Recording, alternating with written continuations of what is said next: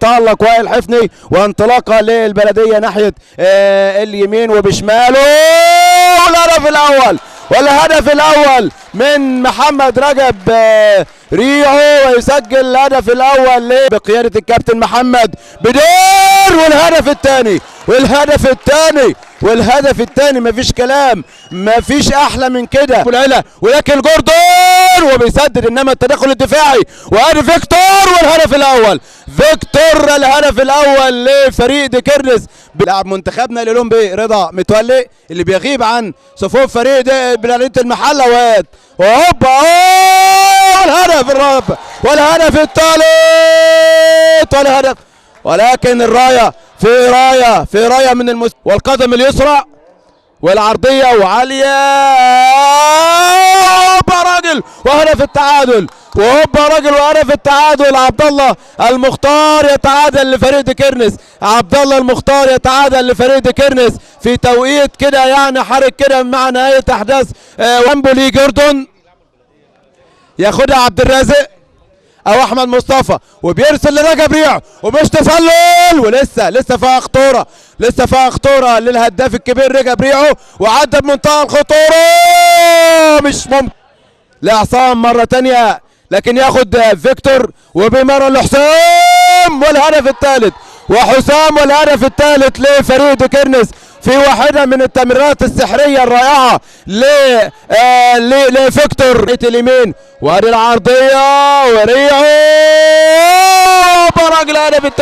الهدف الثالث للبلديه، لبلديه المحقابه رجل لرجل ابراهيم عبد الخالق، وادي غريب راجل ما ادالوش سيله وتروح للدسوقي وهجمه مرتده ومنتهى الخطوره، والهدف الرابع لفريق ديكيرنس حسام الصياد، والهدف الرابع يصطاد تمريره الدسوقي، التمريره الرائعه داخل منطقه السانوسي.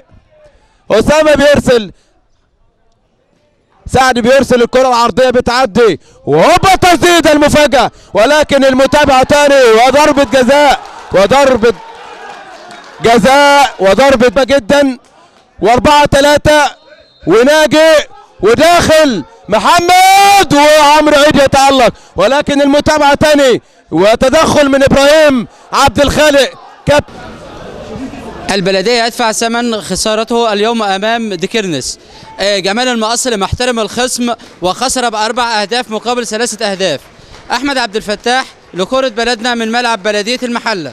كابتن جمال المقص المدير الفني لنادي بلدية المحلة، النهارده مباراة غير متوقعة خاصة أول مجموعة مع آخر المجموعة. الحمد لله رب العالمين، احنا ما فيش فرقة تفضل على طول كويسة طول المباراة، احنا بقى لنا 14 مباراة مادين أداء كويس. النهارده اللعيبة غير موفقة شوية، مش وحشين، لا هم ما كانوش في التركيز عندهم ما كانش عالي شويه يعني، لكن باذن الله نعوض في المباراه اللي جايه ان شاء الله.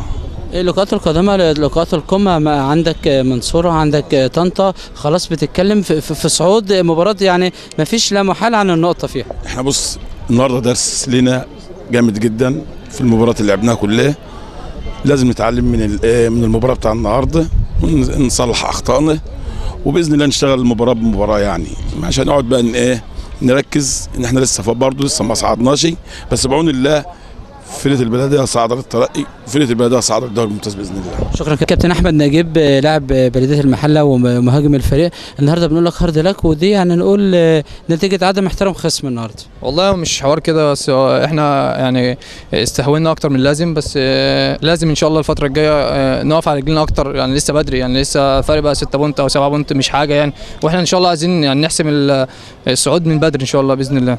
نقول لقاء ديكيرنس اليوم درس اللاعب البلديه؟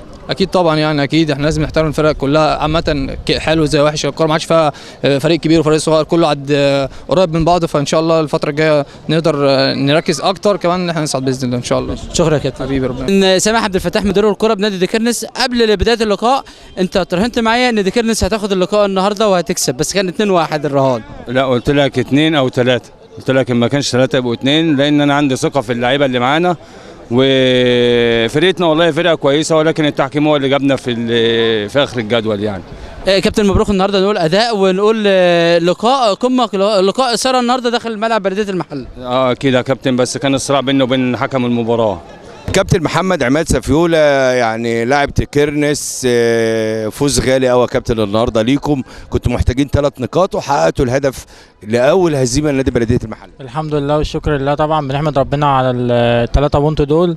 احنا في احتياج بونت، واحنا الحمد لله وفوز كبير قوي على نادي البلديه، فرقه بتنافس والاول 39 بونت، فده شيء كويس قوي الحمد لله، وبنحمد ربنا على اللي احنا فيه. كابتن سفيولة، انت شايف ان بلديه ديكرنس النهارده يعني ادى مباراه تعتبر اقوى مبارياته بالنسبه للزول؟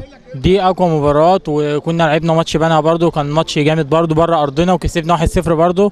احنا زي ما تقول كده يا كابتن ما بنلعبش غير قصاد الفرق الكبيره، وبنجيب ال3 بونت، والماتش ده مش ب3 بونت، ب6 بونت، لان احنا فرق. محمد بدير المدير الفني لنادي ديكرنس، 3 نقاط غاليه، مباراه كانت خارج التوقعات، حققت الهدف اللي جيده، يعني يعتبر بلديه المحله اول هزيمه له امام تكرنس هذا الموسم.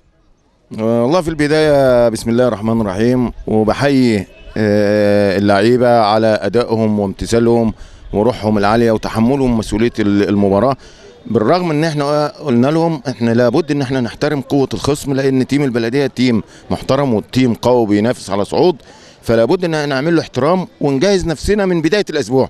ده النجاح فيها، ان احنا نجحنا ان احنا نجهز حسب الامكانيات تيم البلديه وطريقه ادائه، ازاي نقدر نستفاد من طريقه ادائه. مثلا الكور المرتده الثالث والرابع مع كور مرتده في فتحات، لان تيم البلديه بيهاجم، اتمرنا على دي ان ازاي نستغل الثغرات دي ونعمل الكور العرضيه ويبقى في ثقه تهديف، والحمد لله اللعيبه التزمت تكتيكيا وبدنيا، الشكل ما شاء الله يعني حاجه كويسه، واتمنى لهم دايما التوفيق ويظهروا هذا المظهر ويكسبوا ثناء الناس كلها.